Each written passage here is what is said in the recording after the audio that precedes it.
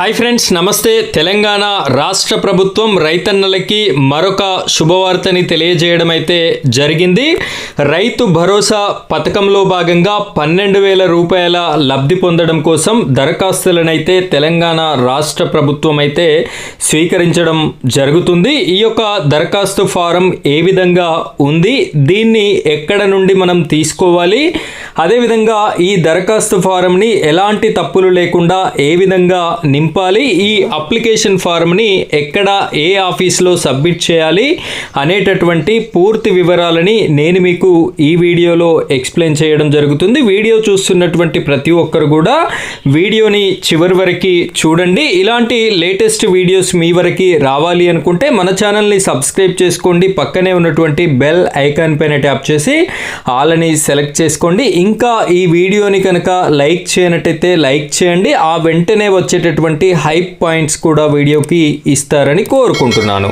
ఇప్పుడైతే మనం వీడియో టాపిక్లోకి వెళ్ళిపోయినట్టయితే ఇక్కడ ప్రముఖంగా గమనించినట్టయితే అప్లికేషన్ ఫారం, దరఖాస్తు ఫారం అయితే మనకి ఈ విధంగా రిలీజ్ చేయడం అయితే జరిగింది. క్లియర్గా చూడొచ్చు, తెలంగాణ ప్రభుత్వము వ్యవసాయ శాఖ అని చెప్పేసి ముద్రించడం అయితే జరిగింది. ఇక్కడ ఫస్ట్ లైన్లో చూసుకున్నట్టయితే మీ యొక్క జిల్లా పేరుని రాయవలసి ఉంటుంది. నెక్స్ట్ మీ యొక్క మండలం పేరు రాయాలి, మీ యొక్క గ్రామం పేరు అయితే ఇక్కడ రాయవలసి ఉంటుంది.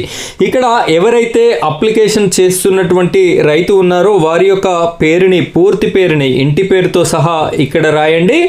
నెక్స్ట్ తండ్రి లేదా భర్త పేరు ఇక్కడ మీరు సెకండ్ కాలంలో రాయవలసి ఉంటుంది. మూడవది వచ్చేసి ఆధార్ నెంబర్, మీ 12 అంకెల ఆధార్ నెంబర్ని అయితే ఇక్కడ ఎంటర్ చేయవలసి ఉంటుంది. ఇక్కడ పీపీబీ నెంబర్ అంటే మీ యొక్క పట్టాదారు పాస్ పుస్తకంలో ఉంటుంది. ఆ నెంబర్ని కూడా మీరు ఇక్కడ మెన్షన్ చేయవలసి ఉంటుంది. ఐదవది వచ్చేసి మొబైల్ నెంబర్, ఇక్కడ ఖచ్చితంగా వర్కింగ్లో ఉన్నటువంటి మొబైల్ నెంబర్ మాత్రమే ఇవ్వండి. పని చేయనటువంటి, పనికి రానటువంటి మొబైల్ నెంబర్ని అసలే ఇవ్వకండి. ఇక్కడ 6వ ఆప్షన్ చూసుకున్నట్టయితే బ్యాంక్ పేరు అని చెప్పేసి ఉంది కదా, మీ అకౌంట్ కలిగి ఉన్నటువంటి బ్యాంక్ ఏంటి, ఎస్బీఐనా, యూనియన్ బ్యాంకా, ఇంకా వేరే బ్యాంక్స్ ఏమన్నా అయితే దాని యొక్క పేరుని అక్కడ రాయండి.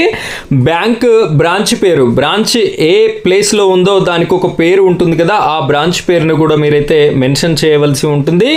బ్యాంక్ ఖాతా నెంబర్, అకౌంట్ నెంబర్ని కూడా మీరు ఇక్కడ రాయాలి. అదేవిధంగా బ్యాంక్కి ఉన్నటువంటి ఐఎఫ్సి కోడ్ నెంబర్ని కూడా మీరు ఇక్కడ మెన్షన్ చేయవలసి ఉంటుంది.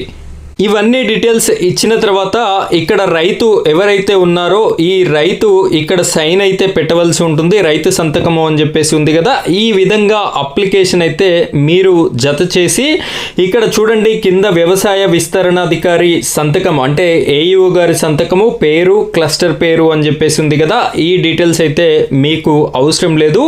ఈ విధంగా ఈ యొక్క అప్లికేషన్ ఫారంని సరిగ్గా ఫిలప్ చేసి దీనికి ఈ దరఖాస్తుతో పాటు రైతు యొక్క బ్యాంక్ అకౌంట్ మొదటి పేజీ జిరాక్స్ కాపీ, అదేవిధంగా కొత్త పట్టాదారు పాస్ పుస్తకము జిరాక్స్ కాపీ మరియు రైతు ఆధార్ కార్డు జిరాక్స్ కాపీ జత చేసి మీ దగ్గరలో ఉన్నటువంటి ఏఈఓ గారికి అయితే ఈ అప్లికేషన్ ఫారంని సబ్మిట్ చేయవలసి ఉంటుంది.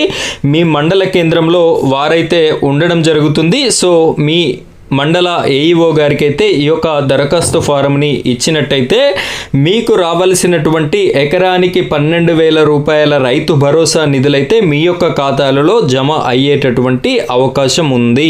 సో ఇంకా ఎవరైతే రైతన్నలు ఈ యొక్క రైతు భరోసా పథకంలో భాగంగా డబ్బులు పొందడం లేదో అలాంటి ప్రతి ఒక్కరు కూడా ఈ యొక్క అప్లికేషన్ ఫారంని నింపి మీ దగ్గరలో ఉన్నటువంటి ఏఈఓ గారికి ఇచ్చినట్టయితే మీకు డబ్బులు వచ్చేటటువంటి అవకాశం అయితే కలిగి ఉన్నారు.